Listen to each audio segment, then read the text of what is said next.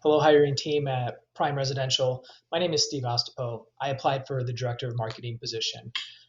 You've probably received a few emails from me along the way about how I feel I'm a good fit for this position, because based on the job description, I think I am a candidate that has what you're looking for. And I know it can be hard sometimes when you're reviewing resumes, because I've hired before in the past as well, to get a feel for who someone is based on what's on paper. So I thought I would do a recording, go through the job description, and give some examples of where I can add value to Prime Residential in the director of marketing role. So you can watch as little or as much of this as possible. I'm going to make it really easy to do. If there are certain sections you want to jump to, by all means. So I'll make it pretty short though and quick. I just want to make sure that you get a chance to know who I am. Marketing is what I do. It is both my career, it's also my hobby, it's also my interest. If I'm reading a book, it's probably a book on marketing. I just enjoy the whole process of it. I enjoy the data aspect of it, and I enjoy the creative process of it as well. So I'm reading through job description, do this pretty straightforward. I mean, you're looking for someone to identify opportunities for efficiencies, ensure brand consistency across prime residential communities, deliver a seamless experience from digital to on-site interactions. It's kind of my bread and butter. So in the past, what I've done to assist with this with companies who didn't have this set up was the first thing I did was create a marketing library. That is a place where every property has a set of images that represent that property.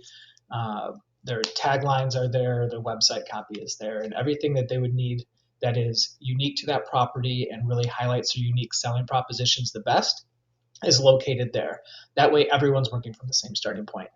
I've done things along the lines of creating consistencies with the look and the feel. So when you go to a property from a previous company of mine, you're going to see a Matterport tour there. That's part of the process. And so what we did to make that better and possible is we took Matterport tours of every property prior to me being there.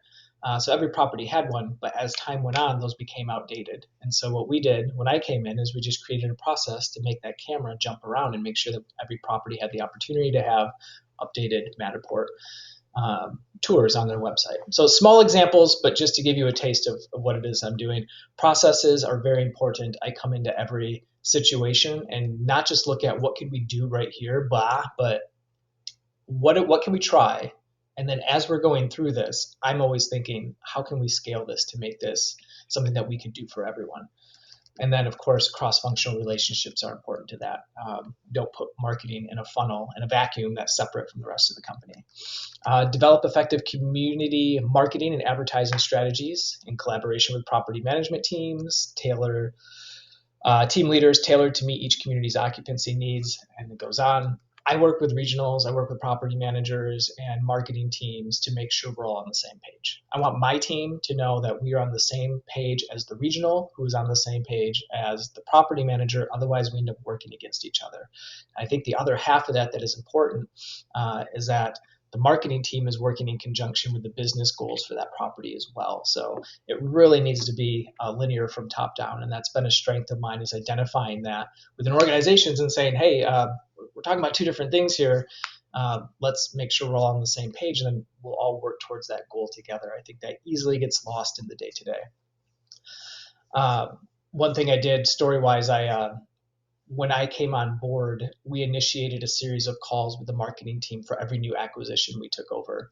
It was important to me that, one, we were all on the same page right from the beginning, but then two, everyone on site had a face to put with a name and not just an email address. So providing that kind of relationship from on-site to regional to the marketing team, and to make sure that was cohesive was important. You have on here include audience segmentation, messaging strategies, channel selection. This part's fun. So funnels and customer journey mapping all through their experience, both prospects and residents, is very important. If you don't have a clear laid out idea, then you can't take full advantage of audience segmentation. Like, these things have to be laid out. So I'd recommend that, I'm sure this probably already exists, but for me, I make sure the marketing funnel is laid out. I have it on a piece of paper by my desk and say, okay, this is our funnel. And it kind of sounds like Prime already has less of a funnel and more of a cyclone. Like there's a way to get people in to the cyclone, and then you all include the resident experience to go along with it too, which is wise. When I break this down to talk about it, I tend to break them up into two separate: the customer experience and the prospect experience, even though it is all one life cycle. Um, Lay out what that funnel is, and then every marketing initiative that we take on has to fit in that funnel somewhere. Otherwise, what's the purpose of it? Is it gathering attention? Is it moving people along the funnel? Is it something that's going to push people that are considering near the sale? So I think that's really important. I think that's easy to set up. And the process of just putting initiatives next to places on that funnel that they're primarily set to target is an easy thing to do, but it also makes that visible and transparent to everyone. So no one on the property team, no one in the regional office or the operations team is going to have to wonder, well, why are we doing this marketing thing? Well, it's right here. And some of that comes with some additional education too. And that's, by education, I mean just training, making sure everyone is on the same page with what we're doing. We know what the resources are that are available through the marketing department, and then making sure that we deliver on those. Stay abreast of marketing trends, economic conditions. Yeah, that's important. We in the past, I've cultivated marketing plans that were uniform in the sense that we made it specifically for the management company I was working for. But then we were able to break that down and say, okay, this is the information that this property kind of needs to fill out for us to know. This is the information for this property. And so it became a single source of communication. So in advance, over the next 12 months, we had an idea of what was coming that was public information or that anyone on our team knew about. And then that way we're all on the same page. Okay, we know in December we know in any month that there's a new property that's being built right now that's planning to start leasing probably by our best estimate then in that month. So what do we need to do in a couple months as they're boosting up their marketing to make sure that we're still getting the leads that we need to convert and make sure we're getting our apartment filled as well. So I think that's one example of something we've done, and that's a really easy, simple. I'll use the word simple. It's a simple thing to do. Inspire confidence among cross-functional stakeholders, bridging the gap between technical and non-technical audiences to effectively communicate ideation, strategy, execution, outcomes. My career is based on this. When you're marketing something, it's not the best products that often get bought. It's the products that customers understand the best. And I think the same is true for marketing teams. It's not how many cool things can you throw in. It's, does everyone understand the importance of these things? Is there buy-in from top, people above me, all the way down to the property level, and to the property level? And then does everyone on board with what those things are? Does everyone understand what they are? If we don't understand the resources that are available to us, we're not going to take advantage of those resources. I remember when I was a leasing and marketing manager, there was a program that we used that would help identify where people were living, and it was separate from our front-facing CRM. And so I didn't have a lot of experience in that, but I was in control of an area where I had to help place people who wanted to be moved. And I struggled with it for a long time. And the reason ended up being that I didn't understand. I was never trained on this other platform. I barely knew this other platform existed, but yet it was the base for where they could move to. And so that information all didn't feed into our CRM. So I understand that it's important to know what the tools are that are there for you so that you can actually take advantage and use those tools. And the same is true for marketing. Marketing can get very complicated very quickly, but to be able to simplify it down, make it relatable, and just be able to talk about it in a way where you're not trying to sound smart, you're trying to relay information. And I think that's can be a little bit of a catch for people in the marketing world. There's a desire to want to use all the terminology because it kind of shows amongst your peers that you know what you're talking about, but the practical application of that isn't always there. Filtered KPIs that affect leasing. I think those are important in bridging the gap, that everyone knows what the KPIs are that lead to the results we're all looking for. Because at the end of the day, we're all trying to get leases, and leases come from leads. So how do we get those leads? What are the steps along the way that help us get those leads, and what are the things that are deterring people? And that's where the KPIs, the customer journey mapping, really come into play. And in order to make those happen, you need a good data activation process. That's my experience.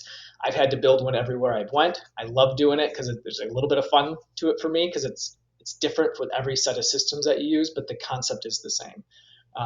To put it simply and not get too in the weeds in it, we have information coming from advertisers, we have information that we have in our property management software, and we have information in our CRM. And all those different things don't talk to each other. So we have to make them communicate in a way where we can start to see correlations between those metrics that people don't really understand, that come from whatever new advertising source we're doing. We need to make sure everyone, especially the marketing team, knows what those KPIs are, in which I'm confident they will.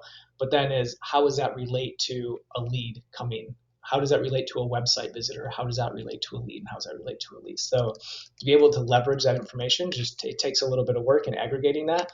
And it's really, it's very doable. You just have to have someone there to drive that forward. Leveraging expertise in marketing, signage, and wayfinding. Oh yeah.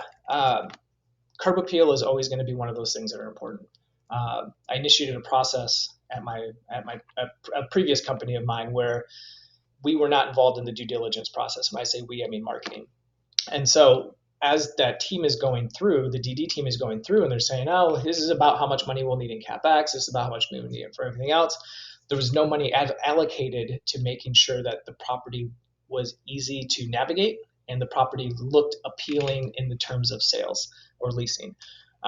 So we initiated a process where we were involved in that process. We weren't traveling to the properties, but again, cross-functionally, we were working with that DD team to make sure that we were hitting the pain points of not having marketing dollars when it came time for the property to want them.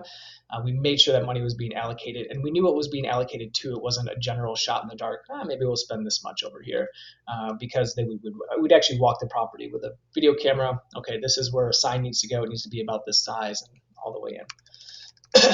Manage a diverse array of marketing channels, including SEO, PPC, ILS. So this is what I was talking about earlier. We have a lot of options available. One value that I've been able to bring to the companies that I've worked for is that there are more available opportunities than what people are using.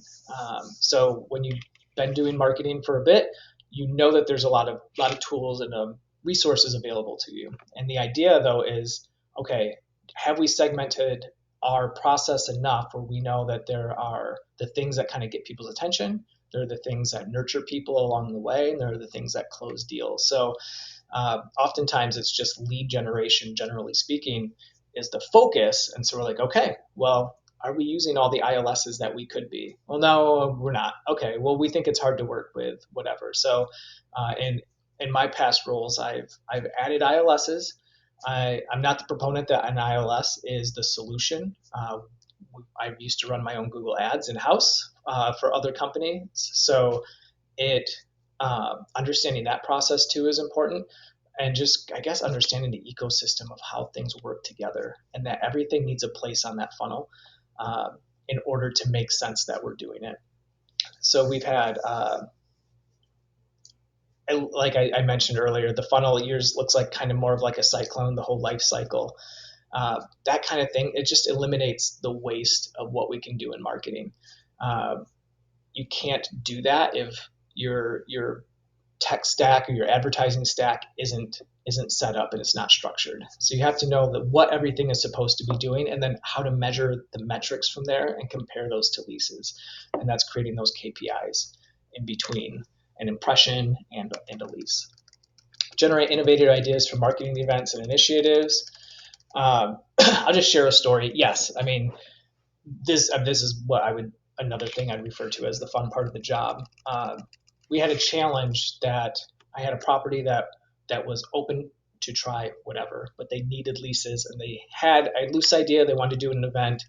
And the challenge was to make that event as big as it could be, and they had a willingness, like I said, to try something different. So I worked with that regional manager and then the property manager, and we looked at a typical tour. And the idea that I brought was that a tour can sometimes raise the cortisol levels in prospects because they're wanting to ask questions. I think there's a little bit of a standoff. This person is trying to sell me something, so they're on alert.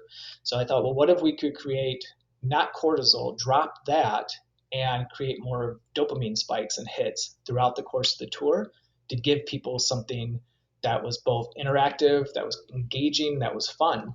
So I know that when you can increase those dopamine levels for short hits, it creates anticipation. One, people tend to be a little bit more relaxed in that environment, and it creates greater attention span. So what we ended up doing was a Willy Wonka theme giveaway. But what we did is we had certain elements that were unique selling propositions for that property that were set up along the tour route, and people knew to look for a certain emblem.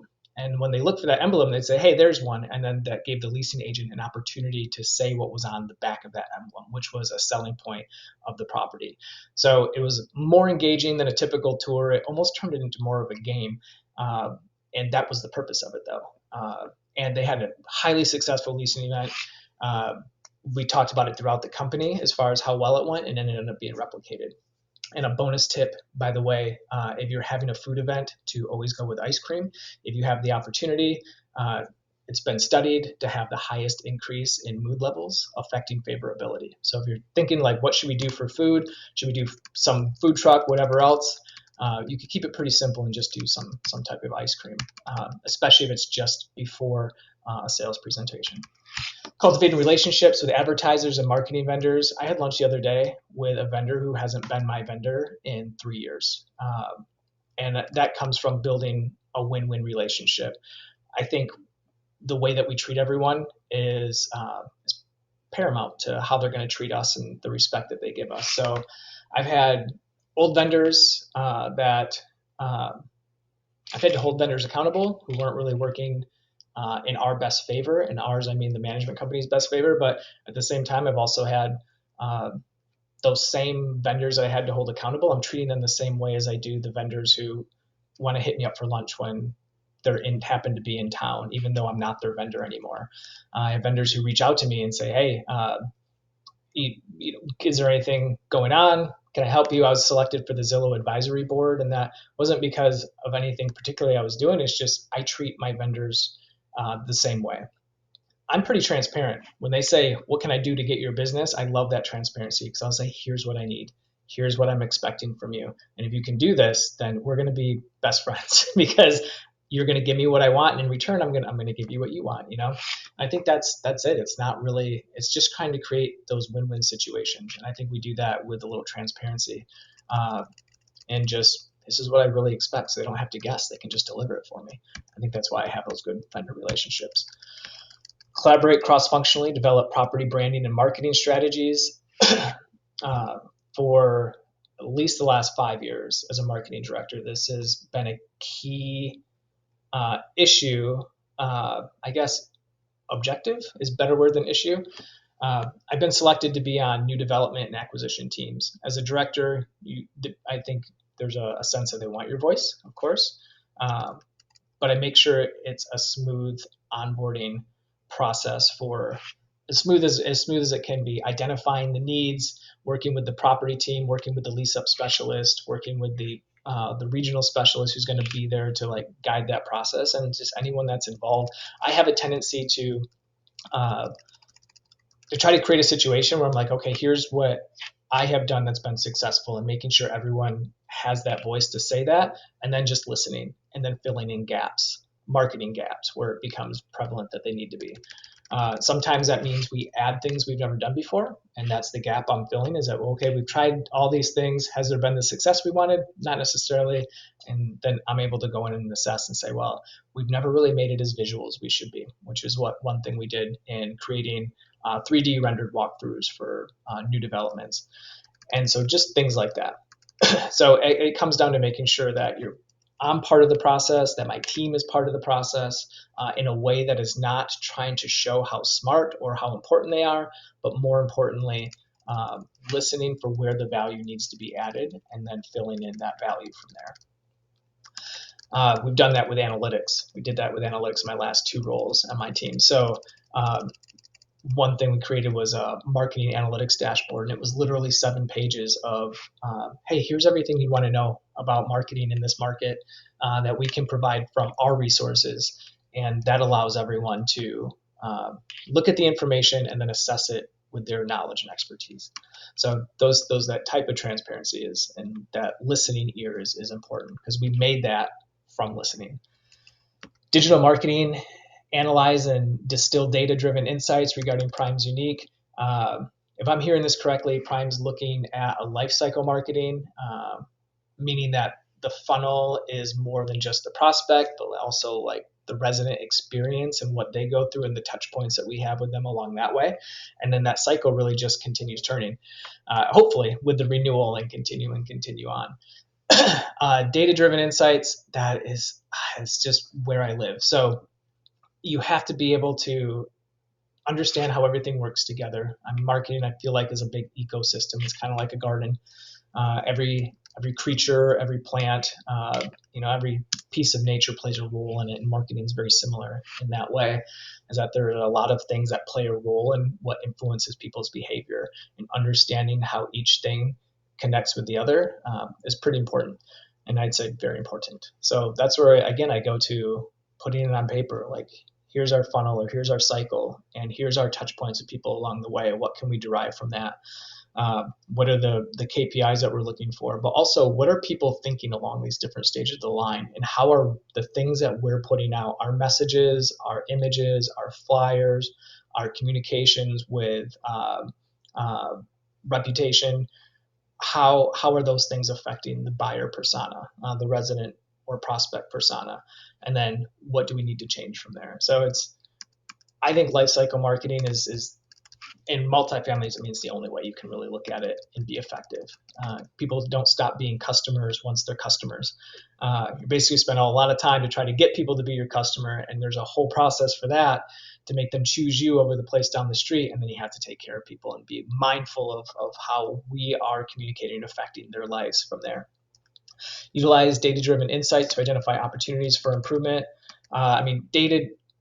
Data-driven insights is my love language. I feel, for me, that everyone can have an opinion, but numbers are numbers. And so that if everyone has the same numbers, then we can all look at those in an honest way and reflect. That way we're not relying, you don't have to rely on my gut reaction to something. Now, the other side of that is one side of that is we need data that's reliable. So that takes time and effort. And then 2, what data are we including? And are we just using our property management software data, leads and leases, or are we expanding that out to include a more holistic look at the customer journey? And I think you have to take a wider look at the customer journey, the different touch points that we have with them, building resident personas or prospect personas based off that information, I think is extremely helpful in marketing, because you need to know who you're talking to. I also think that connecting the dots between common marketing metrics like impressions and clicks, and connecting those specifically to leads and leases, is something that's really important in our industry, because our CRMs don't do that. Our CRMs might show us, they're usually last touch attribution. This is the last place someone came from before they became a lead. Well, I know that someone didn't just Google apartments in Raleigh and then click on the first listing that showed up, the result that showed up, and then went to my website and filled out an application or a contact form. Like, there's a whole array of looking that goes on that we have insights to. We just got to start piecing that information together. And that's why I work hard everywhere I go to build that. There's not a tool that I've had the privilege of using that exists that can do that well. They are out there, they exist, but they usually come with a price tag, which, I mean, in my mind, I'm like, that's great. But if we're not going to utilize the tools that are available, then we should make those tools as well. Create campaigns that drive meaningful impact and optimize budget allocation. Yeah, I'll take a couple quick notes on this. I'm going to run out of my time here. Optimize budgets. I negotiate contracts for the shortest possible contract. You want our business and you're new, we're not going to do a 12-month contract. We're not going to do an 8-month contract. We want a 30-day out after 30 days, and then kind of work from there. Make sure every make sure marketing and regionals know how to watch the metrics. Hey, here's the metrics for this tool. And if they're the same as a previous tool, or it's like a new ILS we're introducing instead of geofencing or OTT commercials, both things that I introduced new into our marketing stack, uh, then what are the metrics? How are they different? And what do you need to know? And then knowing when to stop something. You have to be able to have the metrics in place. You have to know how to read them to know if it's working or not working. So that's pretty straightforward. And then campaigns. I was the copywriter for new campaigns. When it comes to brand messaging, I did it, and then I taught it to others, that process. Again, I'm always thinking, how do we scale this so that others can do it? And so one job isn't just reliant on one person, me coming through. And then, of course, working with graphic designers to make sure that the look and the messaging created is a complete brand experience. Conduct in-depth analysis of traffic and leasing performance, ad spend effectiveness, customer sentiment, and marketing analytics. Part of this is second nature. I think when you've been in this business and you've been doing marketing for a while, that you kind of have a process, even if it's not written down, that's your way of doing things. And so my value has been in standardizing those processes and making them available to others, which basically makes it a little, hey, you want to be a marketing director someday, here's the things you have to be able to do along the way, and I'm even going to show you how to do them. And I did not have a resource like that when I was starting out. So the ability to do that is kind of neat. It feels like you're helping those who are coming up behind you, but then also it's good for the business because it makes everything easier for new employees to do and scalable and teachable. Team leadership, oversee select organizational marketing initiatives. I produce best when I'm involved in creating the marketing objectives. Assessing an overall situation and then providing practical action steps has been an advantage for me. I just have an analytical mind in that way. If I can see the whole picture, I can see where the gaps are, and I've been doing this long enough to know what we can do to fill those gaps. And I don't feel like you can really rally a team if you don't understand what you're rallying around. And if the higher ups are not in agreement of the course of action, then you'll start to kind of battle your own team as to the direction you're taking. So I like to make sure that I want to be part of the decision-making process, because then I can understand fully how that's working. And then I can make sure I communicate that message down too and get my team on board with that. Identify opportunities for process improvement and recommend strategies. Again, I've been taking unorganized companies and formalizing processes for them, filling in gaps if they need, but then not just doing it one off, but creating a process that's scalable and followable so the person who comes after me doesn't have to do that. And it's an efficient way of operating. That's why SOPs exist, right? And it's always on my mind. Whenever I'm initiating something new, I'm like, how can I scale this? How can I make this work for whomever's doing it that's not me? Because to me, everything, of course, is going to make sense a certain way. Inform and train team members on the effective use of marketing tools and technologies to enhance productivity. This is just part of something I do. Couple quick examples. Google Ads. I improved our click performance. We ran in-house Google Ads at my last company. I improved click performance by almost 30%, 29 point something, increased the click-through rate, the number of people clicked on the ad and then clicked through to the website, and I reduced how much we paid for each one of those clicks. And that just came from understanding how Google works and then being able to teach that to the people who are operating who did not know that. And it's the answer to that is just consistency from search to ad to website. Google is looking for consistency, which they say relates to trust. Online reputation tracking, implemented processes there. Retargeting was something new, on effective use of something we weren't doing prior to me coming there. Geofencing, OTT commercials, something that we weren't using before, but implementing those into the funnel and making sure they had a spot in there. Tools like SEMrush, just to be able to understand where people are coming from. Google Search Console is probably already, I assume it's already set up for all of your properties, but that's been expanding in its breadth and its scalability of what you can get from it and how you can implement that into your marketing. So that's been a big one. And then GA4, of course. And then how do you take the information from those different tools and then your advertising resources and everything else and just make it make sense? And I think that's my biggest value, is I can make it make sense by connecting those dots that aren't there. So that was the job description from Prime Residential. I was happy to go through it. I just wanted you to get a sense of who I was. I saw that the job description went down this morning, so I wanted to get my last word out in hopes that you consider me I like what you're doing there. I'd like to be part of it. Have a great day.